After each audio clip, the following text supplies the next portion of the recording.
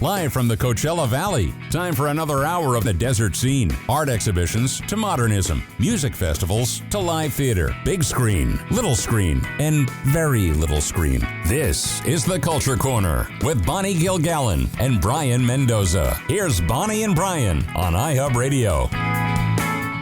And good Saturday morning to you, and hope everybody's doing well out there in the Palm Springs area. I'm Bonnie Gilgallen here with Brian Mendoza, and welcome to our second week of our new two-hour extended Culture Corner. It's really exciting, and I'm glad we've gotten a little break in the weather, little bit. Not 110, not 115. But it's nice to get up in the morning and be able to open the doors for at least an hour or so. If we had to put the air on. But don't you think, Brian? He's got a long sleeve shirt on today. I'm so happy I can wear my flannels and actually feel comfortable with my clothing and all that. And also the fact that I don't have to have the AC on for the constantly raising up my bill. And then just the fact that I can go outside without feeling like crap, honestly. Because when I go outside and I throw out the trash, I don't like it. You get sweaty just going out for 20 seconds. Yeah. That's the problem of living in the desert. But the other day I went outside and washed my car, and I said, you know what? It's fine. It's 3 p.m. I can handle this. Yeah. This is fine. Yeah. We went out and sat in our backyard, which is really nice. We've really fixed up our backyard. And it was actually, we sat out there in the evening, and we didn't have to, put our feet in the pool and have a fan in your face. I mean, it was actually kind of comfortable, which was great. So, super. So, we got a bunch of we have some great guests coming up, but this first segment we like to chat about what's happening in the world of entertainment. And I just mentioned to Brian this thing that we just found out a couple days ago. I'm kind of upset about. A lot of my local musician friends. Facebook has decided as of October 1st, you can no longer do live music live streams on Facebook of little mini music concerts, which I've been doing with Eric. A lot of friends have been doing, where you just do 4 songs, do a live Facebook feed from your living room and say hi, maybe chat a little bit, do 4 songs, just to be able to perform, because with everything shut down, there's no live music anywhere because they can't do it. And so for performers to be able to perform and keep their creative juices flowing, but also it's a nice little entertainment thing for friends. They can see you instead of going to, hey, and they're cracking down. Apparently it's because of ASCAP and BMI. For the music licensing companies are not happy about it because they're not getting money from these things. Of course they're not. And I get that. But it's really sad because we don't know how soon stuff's going to open up. It's going to be months. And I know this would never happen. But Mark Zuckerberg is worth $1 billion plus or whatever he's worth. He could pay some ASCAP BMI fees for the next 6 months a year and let people still do this. I think it's really sad. No, I agree with that. The thing is with Facebook is that we honestly don't know when things are coming back, like you said. And there's a good chance that it won't be back until late 2021, if we're optimistic about it, because the last pandemic like this lasted until 1920. It was like 2 years, wasn't it? Really, before things got back, I think. Yeah, 2 years. And even with H1N1, that took a whole year and a half for things to get a little bit back to normal, even though people vaguely remember that one. Funny enough, I guess history repeats itself. Yeah.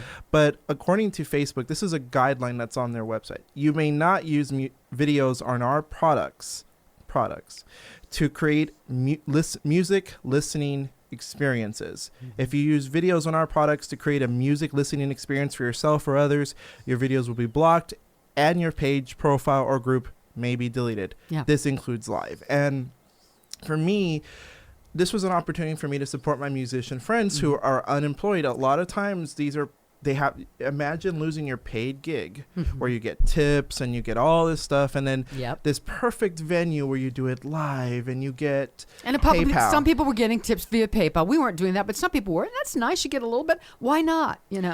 There's a good chance that a lot of these artists probably have enough of a following that they can get enough tips. I know some independent artists that otherwise they would not be making money because their CD sales are not exactly great and their single sales aren't great. They're more likely Spotify artists, even artists that have some success on Spotify. They're going to suffer from this because a lot of them are doing it live, and that's a way for them to promote, especially without a concert, because concerts are really where people make money. Let's be honest. Yeah. Nobody's making money really on CDs or singles anymore. Not nearly as much as they used to. Yeah. No, definitely. And for me, to me, it's a bit sad because a lot of like really successful artists are going to be the only people that will benefit from this. All those, the Lady Gagas, Right. the Madonnas, all those people, they're going to be fine. But the local artists is what really hurts, because those people, you know, they're it's already a struggle being an artist nowadays, and taking that opportunity away from them is just, it's a shame. And like you said, Zuckerberg could.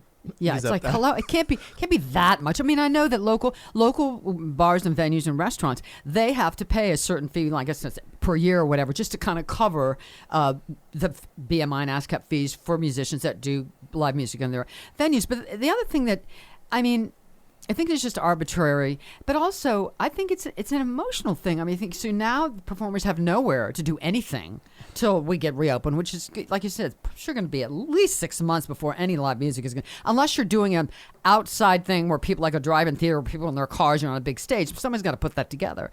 I just think it's going to be an emotional hardship for both the performers and people stuck in their houses. They can't go out and see anything. I mean, they liked watching those things. And not everybody lives in one of those apartment buildings where there's a musician playing. Like every time I see a video of the Italy situation, out on the balcony, it's great. Yeah, those are wonderful, but not everyone gets that. I don't have any musicians outside in my neighborhood, and you know, there's places that it's impractical here in the United States because, you know, we're very individualistic here. So a lot of times we won't go outside and hear some music. So everything is very much online, and it's a thing that unites us. Music unites us, art, and for me, take that away from us, we're just gonna have more division. Because on me, Facebook, let's be honest here, Facebook is a bit of a difficult spot. Sometimes you love it, but you also feel like it's a bit of like a toxic relationship, because you honestly go in there, you argue with your friends half the time, you see posts that you're like, okay, why am I friends with this person? Exactly. So yeah, it's a place right now that is a platform for a lot of division and anger. And the music thing was one. You're right. Was one thing that was kind of bringing us together, and now we're going to lose that. And I think it's just really sad. It is. Really sad.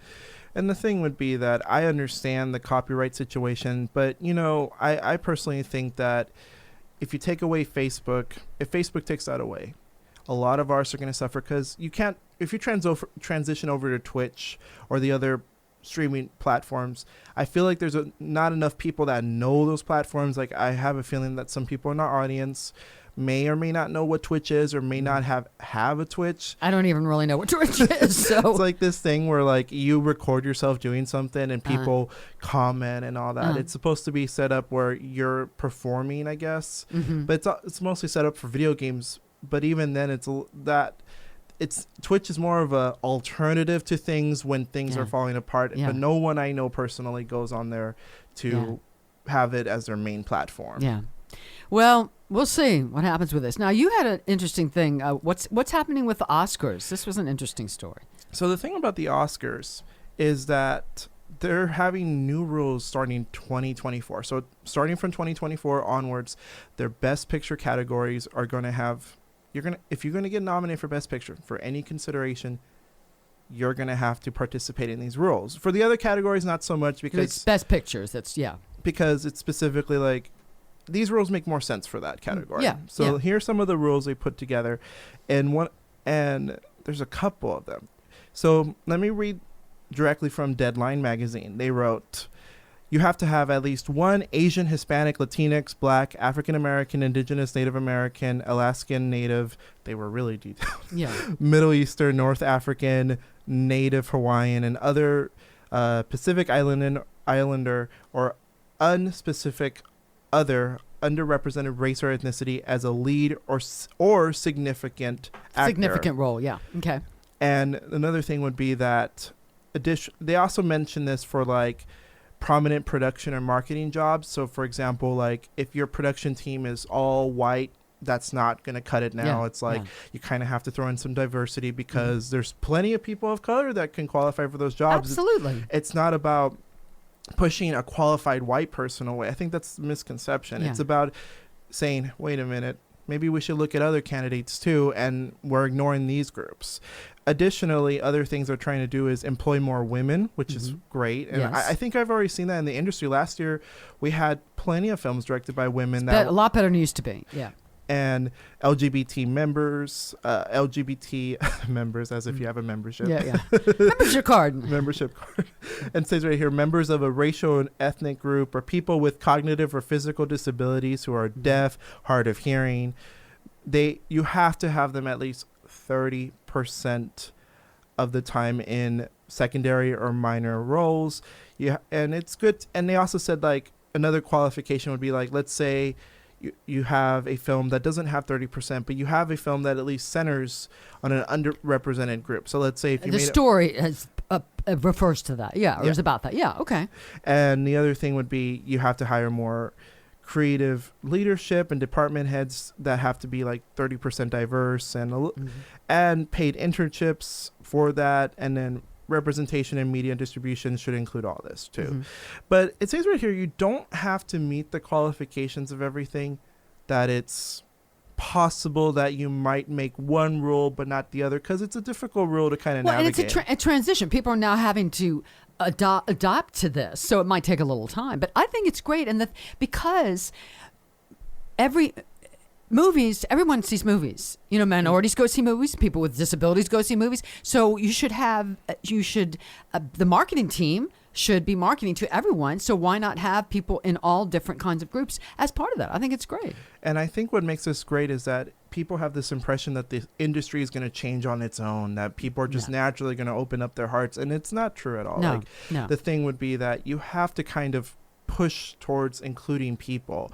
And I think that a lot of times, a lot of people that object to these think that we're excluding people, or that we're going out of our way to exclude wonderful, talented, white men, cis, heterosexual people. But that's not part of it. The reason is that there was a lot of controversy that started in 2015 about how come all these great movies with black people in it don't get nominated. Right. And you also have to think about the types of stories that get nominated. Like 2 years ago, we had a film called Green Book that won over Roma. Great movie. Yeah. But both of them are, I would say both of them are pretty decent movies, like, to be honest with you. Like Roma, more specifically, I liked. I didn't Roma. see that.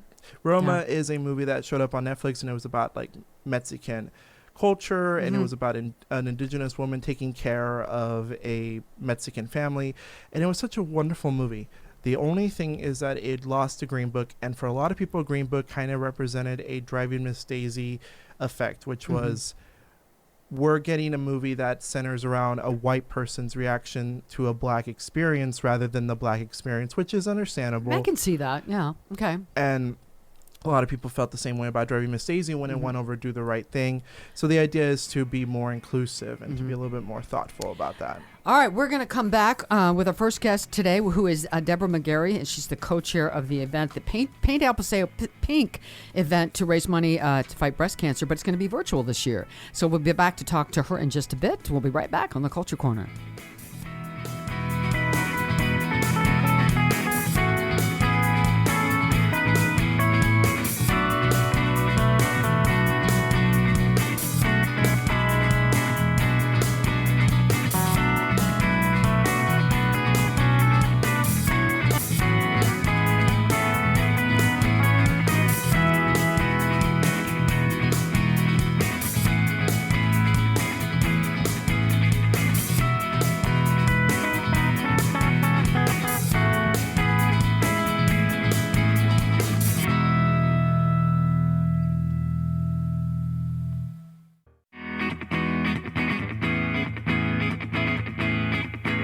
You're listening to Bonnie Gilgallen and Brian Mendoza, talking arts and entertainment on iHub Radio's The Culture Corner.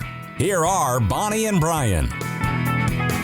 And welcome back to the Culture Corner. And right now we are joined by Deborah McGarrey, who is the co-chair, event co-chair and board member for Paint El Paseo Pink, which is a wonderful event they hold every year. And I've participated in it, it's been a while. 8-9 years ago, I did the walk.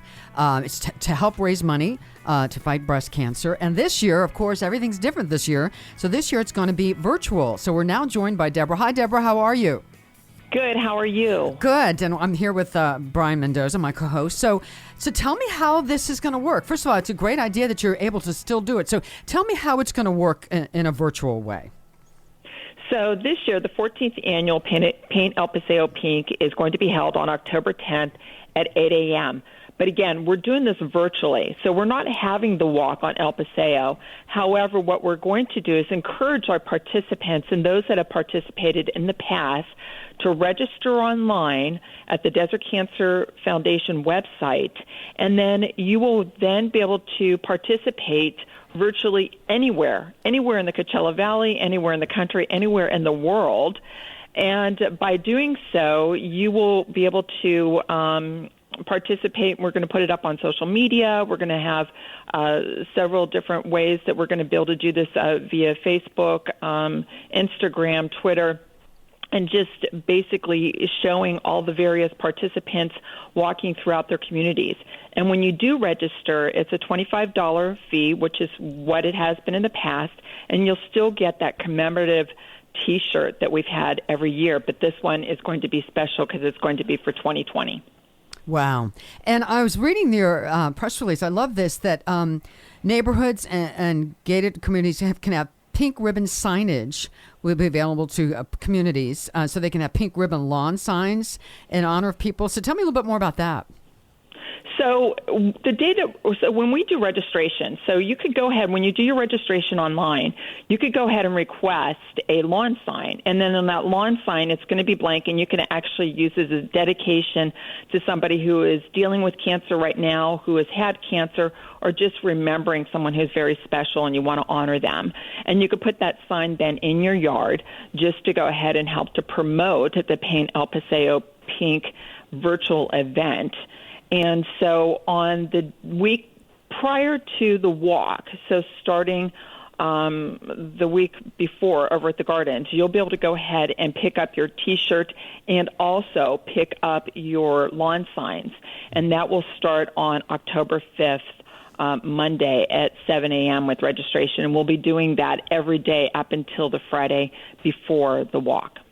Okay, and you're strongly encouraging people, if you're going to get a little team together, a little group to stay walk in your neighborhood, definitely want to wear masks and social distance and do it as safely as possible. Right? Yeah. Yes, absolutely. Please do everything you can, to do the social distancing, 6 foot, wear your mask.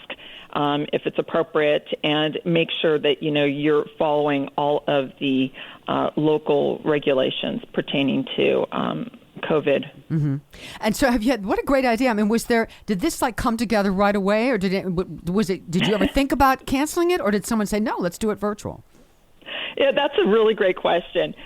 We have been talking about the possibility of hosting the event on El Paseo all the way through July. And as it continued to, as you were able to actually see that COVID wasn't really going away, that we were going to continue to somewhat be, sheltered in place or being at home and not social gathering up until maybe the end of this year, we decided, just to be safe, let's try to do this virtually. Because, of course, local health agencies are still saying, please go out and walk, get your exercise, just, continue to do the social distancing, but it's okay to be outside. So therefore, we felt, we don't want to pull 2,000 people together on El Paseo. Right. Let's postpone it and do it virtually. Great idea. Now, let's talk about the numbers. Do you know a ballpark how much this event has raised over the last 13, 14 years? Oh, my goodness. Over the last several years, it has continued to grow. I think last year we actually raised probably close to, I believe, $80,000 roughly. Wow. So, of course, this year we're not anticipating to raise that much. But keep in mind that every dollar that we raise goes to $10 worth of cancer care. So that, to me, that really does add a lot of money that we can actually use to help to support our patients. And is this one of the events where all the money stays in the desert? Absolutely. Okay. Every dollar stays here in the Coachella Valley, and helping, of course, those patients that aren't able to pay for cancer care. And as a cancer survivor, I'm very grateful that I was able to have insurance to do what I needed to do to take care of myself. And, if you don't have that, I can't imagine this additional stress that would cause. Right. So what kind of response? Have you had a lot of positive response to people who've heard about this, that it's going to be virtual? Well, we've had a really great response from our sponsors, and I would love to go ahead and just kind of mention some of those sponsors. Absolutely. Our diamond sponsor is Eisenhower Lucy Kersey Cancer Center, and they helped us sponsor us this year at a $7,500 sponsorship, which was huge. The General, of course, has been a long-time sponsor of ours, and they have also been a big sponsor, and they're coming in at a ribbon of hope. And then in the City of Palm Desert, Desert Regional and CV Strategies, along with El Paseo Jewelers, has continued to be our Think Pink sponsors. And so, again, we want to thank them so much for continuing to support us. And we have other sponsors as well, STP, Toolbox, SoCal Gas, and Golden One. All right, thank you so much to Deborah McGarrey, Paint El Paseo Pink. Check it out, www.paintelpaseopink.org. Thank you so much. We'll be right back on the Culture Corner.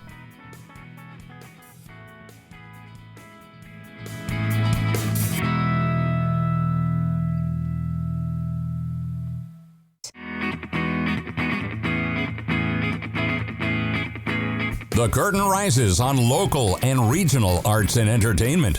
From music to theater, films to fine art, it's the Culture Corner. Get connected. Call 760-544-TALK. That's 760-544-8255. Here's Bonnie and Brayan on iHub Radio.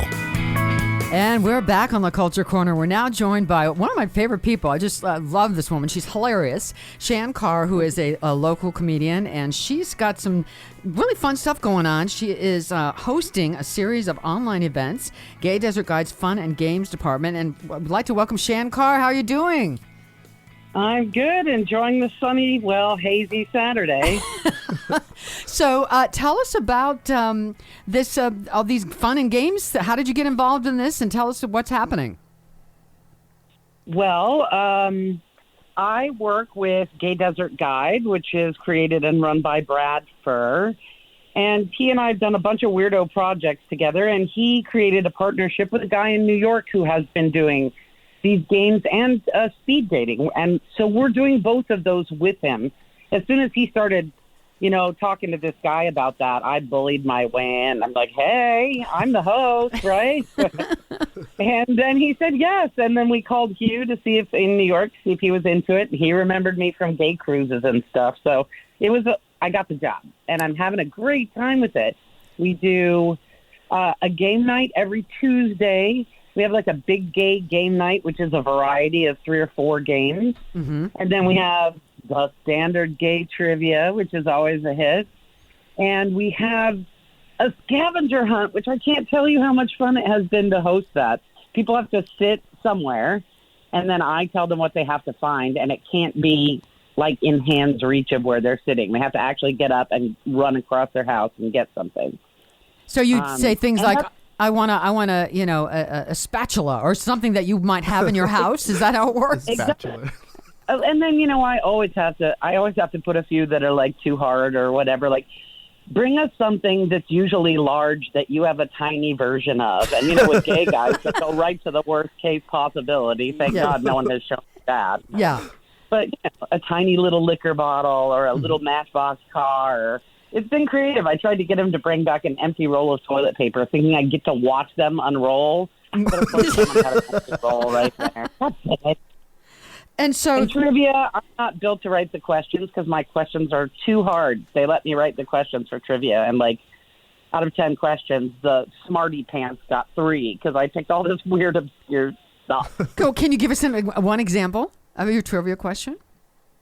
One of the questions was, in what city are people being arrested en masse for hanging gay pride flags on statues? What European cities, right? Or what, Mm-hmm. So, and it's a big story in Warsaw. Yeah. That, they're protesting a bunch of stuff and people hanging flags and they're just arresting all of them. But, not everybody has got their nose to the Warsaw news, right? Yeah. And so people, weird stuff. It runs on the Zoom app. So you only need a device with a screen, a microphone, and a headset, and to be able to go on Zoom, and then you can participate, right? Yeah, you can just sit in front of your laptop. Yeah. You don't need, any computer or laptop has it. You don't need a headphone or a mic or any of those things usually. And then we have each of these games have additional apps. So you kind of have to put 2 screens up on some of the games because you want to write in your answer first, or, a lot of it is multiple choice and you need to click the multiple choice in 15 seconds. And what's funny is, most of my friends are in their 70s, and sometimes this stuff is not terribly accessible. But we were able in each time to there's always 1 or 2 people who are like, I don't have that button. We're like, of course. So, and most of those are my friends who have joined the game. And so I let the host explain it to them so I don't sound like you talk to a friend. Yeah, yeah. What's wrong with you? Why can't you figure this out? Yeah, yeah. Girl, take a tutorial, for God's sake. I do find that I'm harder on my own friends in the room, so I might need to check that a little bit, but otherwise. Yeah. Shann, I actually have a question. Oh, go on, Shann. I was going to ask you about the virtual dating. Now, you have speed dating, and, in real life, you kind of have 101 and you quickly introduce yourselves and all that. How does this work on virtual? Because I know that on Zoom, everyone has to log in on almost on the same thing. Do people get individual codes to their own dating rooms and all that, and then log out and then log back in? I'll tell you. So you get a link and you go into the big Zoom room, which we call the lobby, and there's 10, 20, 30 guys or gals or whatever who show up for the speed dating. We play a little game. We do some of those standard interaction icebreaker kind of things quickly. And then each person, again, it's another app that's layered over Zoom that we pay for, and we have a tech who operates that part of it. And as soon as we hit the button, the application shoots everybody into one-on-one rooms, breakout rooms. So there's 2 people in every room, and they have 5 minutes, about 30 seconds before it's over. The clock starts ticking down. They know they need to wrap up their conversation. And then again, the tech and the app throw everybody back into the lobby.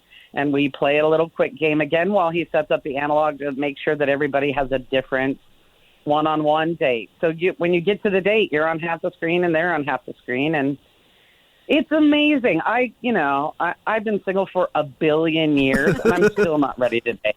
I can't imagine dating. But this is you're sitting at home with a martini and your dog to calm you down, and all you have to do is have a 5-minute conversation with a stranger from wherever. It's easy. And actually, we did our first women's one about 2 weeks ago. And so at the end of the game, when it ends, you get this little readout with a picture of everybody who they all upload a photo that they're comfortable with and a first name. And at the end of the game, the app gives you a screen with all the people that were in the lobby and the whole game, and 3 things next to it. And you say, I'd love to have a second date, or I think they'd be an interesting friend, or I bet we could do business together. And then again, the application looks it over, and if people pick the same kind of connection for each other, then they get each other's email in the morning, and that's as easy as it is. Oh, that's so I love awesome. that. I love that. The pandemic just gives everyone. Oh, go ahead, Shann. I'm sorry. No, it's okay. It's so. I thought it was gonna suck personally and be awkward, and because like I said, 1 million years later, I can't even imagine going on a date. But it's super. I don't know. It takes care of a notch of the awkwardness of it all, at least. Yeah, I think so. And do you know? I guess there's it's not. I guess it's private, but I'm wondering if you think anybody's maybe got burgeoning relationships coming out of that. Well, I mean, we are 4 weeks out from our first dating, and we really haven't followed up too much on that. Mm-hmm. But you do see, because you still have to hit the button to see who picked whom, and make it send the emails to those people. So interestingly, the tech guy Hugh, the creator guy Hugh, he said that in the lesbian dating thing last month, every single person got a match of some kind, which he'd not seen ever happen before. Wow, that's great. I love that. And 4 of them, 2 couples, picked second date. So amazing. Yeah. I'm And so you also host the I Love Palm Springs podcast. Tell us about that. So we just did episode 62 of I Love Gay Palm Springs. It's a weekly on Thursdays. Comes out like in the afternoon. And it's been super interesting. We started a radio station a year and a half ago or something like that. And when things sort of fell apart there, we took our big gay local focus and we put it on a podcast instead with Zoom. So you can see us and you can get it on Apple or check us on the I Love Gay Palm Springs page or the Gay Desert Guide page or any of those many paths to it. But like we have the publisher of the Coachella Valley Independent magazine is on every other week. And Dr. Laura Rush, who is a Kaiser doctor and handles a huge amount of the HIV clients in town, has also been fighting with and working with COVID. So she comes on regularly. And then we have the mayor and a couple city council members and the guy, Michael Green, who creates Cinema Diverse, which started yesterday. And it has been a nice little nugget of structure in my life that Thursday morning I have to be conscious and completing sentences by 8 a.m. So tell people, real briefly, people who are new to you, briefly how you got started. You did a lot of cruises, right? You did a lot of stand-up on cruises. Tell people about that, if you would. I was the token lesbo on Atlantis Cruises, which is the largest gay travel company in the world. And in 1999, after 10 years of sending them requests to be hired, somebody got sick and they had to hire somebody at the last second. And then after that, for 11 years, I did every trip with them. And I became the person who did the show on the last night of the cruise. It was called The Last Laugh. And I would spend the whole week walking around with my camera. And actually, nobody had a phone half of that time like this. But taking pictures from guests and listening to their stories. And then at the end, I would tell the story of our shared experience. And my show was at midnight on the last night before you got off the ship. And 1,000 seats, they would still be lined up out the door because they knew they might be in the show. Yeah. I didn't realize I was creating such a hook, but it really, truly was. And now I get hired for things like conventions, like a 3 or 4 day conference where I go to a bunch of the workshops and, listen to people's stories and wrap up a convention or lots of different kooky things. Shann, I was going to ask you, there's so much LGBT media that's on streaming right now. Have you seen anything that you would recommend to our listeners? Because you're such a big supporter of LGBT content that I'm actually curious if you've seen anything that came out this year, like Portrait of a Lady on Fire or the new L Word. I did love Portrait of a Lady on Fire. It was good.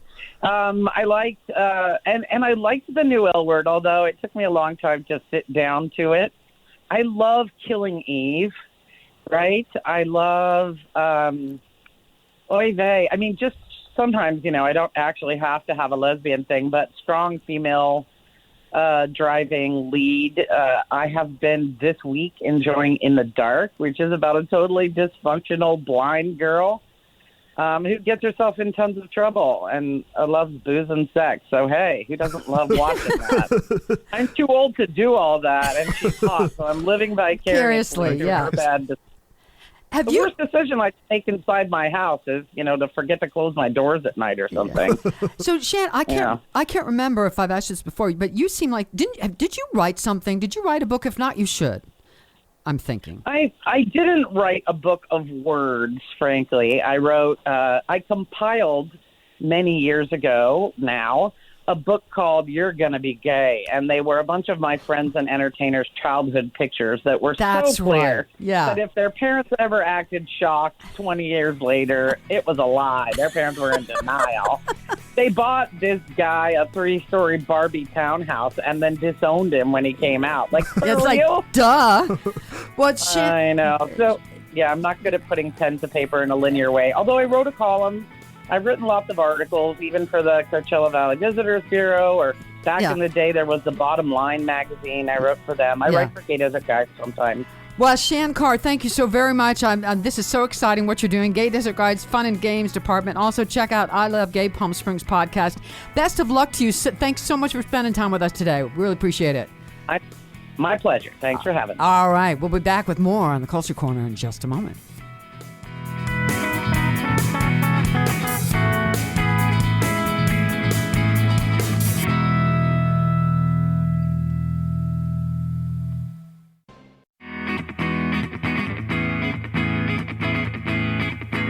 You're listening to Bonnie Gilgallen and Brian Mendoza, talking arts and entertainment on iHub Radio's The Culture Corner. Live from the desert cities of Southern California, here's Brian and Bonnie.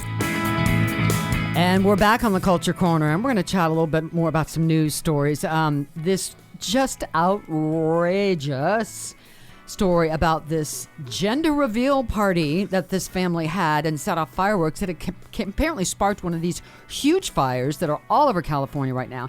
I mean, how stupid is that? I mean, we were just talking. I think gender reveal parties are overdone anyway. But you've got to stop and think about how your actions might affect other people, and just use some common sense. My God. You know, I remember I was having this exact conversation with someone about gender reveal parties, and they were saying, why don't we just let people have fun with them? Because I was saying that they're a little obnoxious to me. To be perfectly honest, I think the whole concept is kind of weird to me. It's like, you know, like people put too much emphasis on the gender of the baby, in my opinion. And I've seen videos where these little kids, I saw this little video of this little girl that opened up the box, because sometimes they do these little low-key ones. And it's blue or it's pink or whatever, yeah. And this little girl was so mad that it was blue, and she hits her sibling in the face because of how mad she is. Yeah, I mean, yeah, I saw one of those, and I saw another one where the kid just burst into tears and ran out of the room because they wanted a boy and it was going to be a girl. I mean, yeah, I think it's, I just think it, just... If it's whatever it is, as long as it's healthy, that's great. But I think it's too much. And some of the problems with the gender reveal party situation is that I think that there's a point where, yes, I could just turn my head and say, well, I don't care. They're obnoxious. But once they start a wildfire and once things like that start happening, then it affects me. Because when I go outside, it's like, I feel like I have a dirty lung. I feel like I have smoker's lung, and I don't even smoke. And the other thing would be that this isn't even the first time that something like this happened. There was a wildfire last year because of a gender reveal party, not in California, but I think it was in Arkansas where there was a fire there and it spread a little bit. It was from fireworks that they had set off. Yeah. Yes. And plus, not only the expense. You said this family was fined, correct? Didn't you say that? They are participating with the fire department, but no one is sure what consequences they're going to face. But there is going to be consequences because you don't do that without having to face them. I mean, for the thousands and thousands of dollars that this firefighting effort is costing, all the homes that are burning down, people losing their homes, and some people have been killed. I mean, it gets to a point where we realize, wow, we should let people have fun, but not at the expense of others. And the other thing is, I told my friend, people should just be careful. Yeah.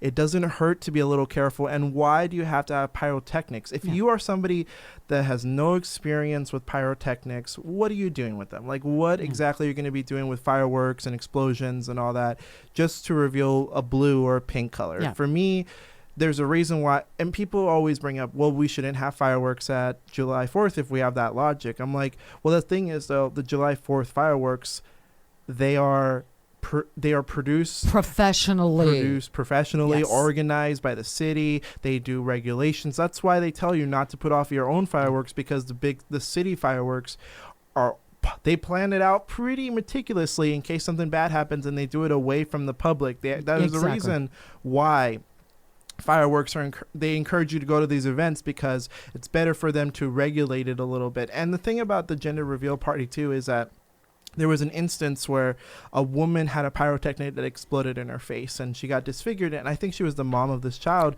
that was over in, I think, Alabama or some state like that. Was that worth it? I don't think so.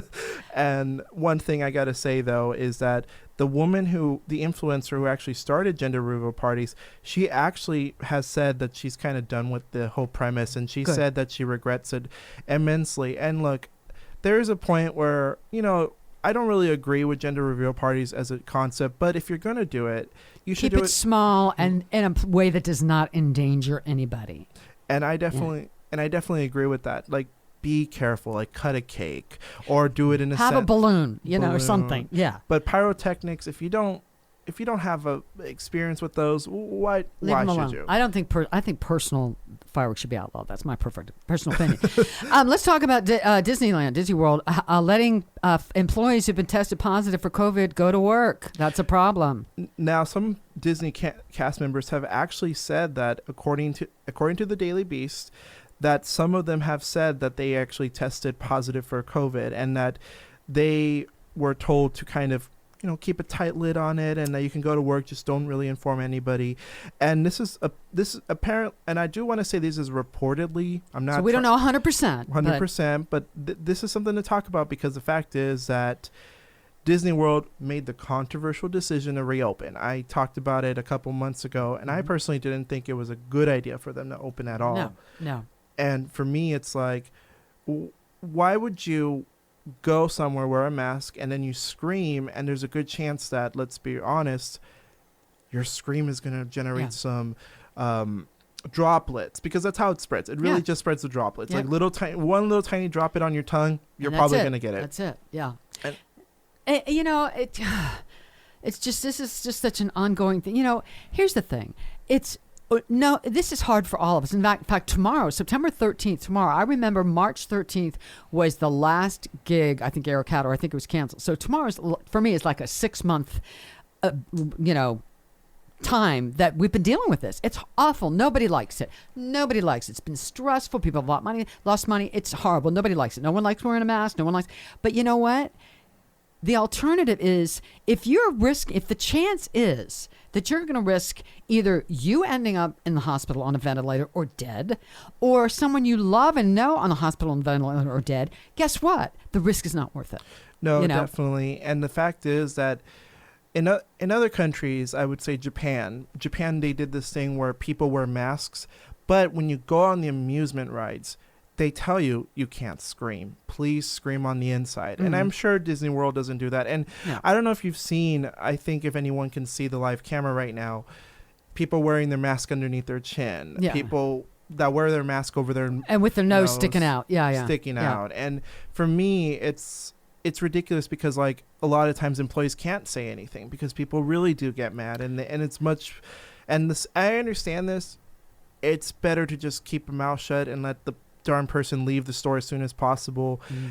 But it's still at the health of risking someone else's health. So for me to hear this about the Disney company, I'm not surprised, because personally, if you opened in Florida, if you open Disney World, that just means you don't really care. You don't care. It's all about money. It's all about the bottom line. We just got to get people in. We don't care if they get sick or not. Who cares? And the thing is that Disney company has suffered a lot, but I mean, they're also like mega rich too. So for me, it's like I don't think they're going bankrupt anytime soon. I mean, they convinced a lot of people to download a movie for $30 on a streaming platform called Mulan. I was going to say, do more of that. Do more of downstream movies and charge people money. If that's right, then don't open up an amusement park where you're going to have thousands of people coming in there. And the other thing was that there's videos of people that actually do take off their mask. Of course, at Disney you're not going to make everybody keep it on. Some people are going to take it off. You know that. And especially in Florida, where COVID restrictions are slowly, they're actually almost abolished. And their numbers are not good. Their numbers are not good.